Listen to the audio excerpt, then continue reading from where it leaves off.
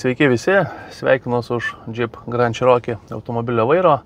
Atliekam Landerenzo dujinės įrangos testavimą ir kalibravimą kelyje po atliktų dujinės įrangos montavimo darbų servise 007 ir grįžinėjom į dirbtuves iš greitkelio pro miestą.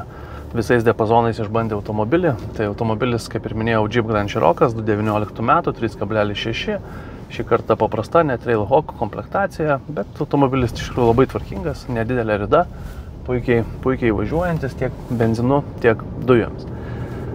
Kas liečia pačią įrangą, daug yra išdiskutuota, daug yra mano video padarytų, tai kas nematėt, tai į Google įsivedę Landerenzo dujinės įrangos montavimas į Jeep Grand Cherokee automobilius tikrai rasit visą jų krūvą.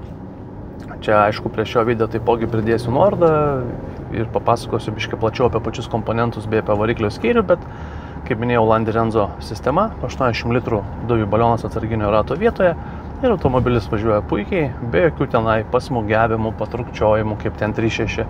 Yra labai plačiai paplitusios diskusijos, kas, kaip ir dėl ko, ten begalės priežasčių, kodėl ten trūkčia ir netrūkčia, kai kurie net nemontuoja, nes neįmanoma sumontuoti ir panašiai. Tai drąsiai galiu pasakyti, kad automobiliai važiuoja puikiai, sklandžiai ir be jokių problemų. Taip, kad jeigu norėsit kokybiškos sistemos, kokybiškai atliktų darbų, kreipkitės, mielai padėsim. Ačiū.